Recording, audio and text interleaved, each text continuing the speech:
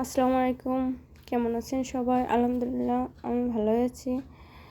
তো জলপাইয়ের সিজন তো চলে এসেছে। জলপাই থাকতে থাকতে সবাই ঘরে জলপাইয়ের আচার বানিয়ে নিন। আমি গোটা জলপাই নিয়ে জলপাইগুলো সিদ্ধ করে চটকে দিয়েছি।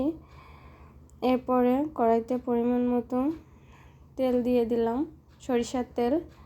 আচারে অবশ্যই সরিষার তেল দেওয়া লাগে।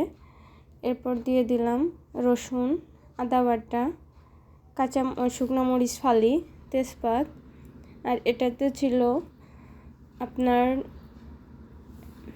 পাঁচফোড়ন, জিরা বাটা, দুটা এলাচ, শুকনো মরিচ, সব কিছু দিয়ে সুন্দর মতো বেটে নিয়েছি। এরপর মশলাটা কড়াইতে দিয়ে দিলাম কষিয়ে নেওয়ার জন্য। দেখুন আমার মশলাগুলো সব দেওয়া শেষ। আর সরিষার তেলে কিন্তু একটু ফেনা তৈরি হয়। তো এবার দিয়ে দিলাম পরিমাণ মতো লবণ। লবণটা আপনাদের টেস্ট অনুযায়ী বাড়িয়ে কমিয়ে নিতে পারেন। দেখুন আমার মশলাটা সব দেওয়া শেষ। দিয়ে এবার দিয়ে দিলাম লবণ। সিজন থাকতে থাকতে জলপাইটা কিন্তু করে নিতে পারেন, সারা বছর এটা সংরক্ষণ করা যায়। আর এটা যত দিন যায় তত খেতে জন্য মজা হয়।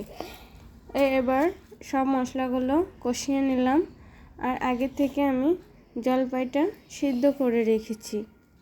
তো সিদ্ধ করা জলপাই ভেঙে চটকে রোদে শুকিয়ে নিয়েছি। তো এবার দিয়ে দিলাম একটু রাঁধুনি ফোড়ন। তো রাঁধুনিটা দিলে আমার কাছে মনে হয় ফ্লেভারটা অনেক সুন্দর আসে। আপনারা না চাইলে নাও দিতে পারেন। দেখুন মশলাটা আমার সুন্দর মতো কষে এসেছে। এখানে মশলা কষানোটা কিন্তু মেইন জিনিস। তো মশলাটা আমি সুন্দর মতো কষিয়ে নিচ্ছি। দেখুন আমার মশলা অনেকটা ভাজি ভাজি হয়ে এসেছে। তো মশলা যখন ভাজি ভাজি হয়ে আসবে তখন জলপাইগুলো দিয়ে দিতে হবে। তো আমি রোদে শুকানো জলপাইগুলো দিয়ে দিলাম। আর আচারটা মাই করছে, আমি আচারটা তেমন পারি না, তো মাকে দিয়েই করাচ্ছে। আমি ভিডিও নিচ্ছি। তো দেখুন সব মশলাগুলো মশলার সঙ্গে মিশিয়ে নিলাম। এবার পরিমাণ মতো চিনি দিয়ে দিলাম। চিনিটা আপনাদের টেস্ট অনুযায়ী দিতে পারেন। তো চিনিটা দিয়ে আবারও নাড়াচাড়া করে দিয়ে দিলাম ভিনেগার। ভিনেগারটা অবশ্যই দিতে হবে।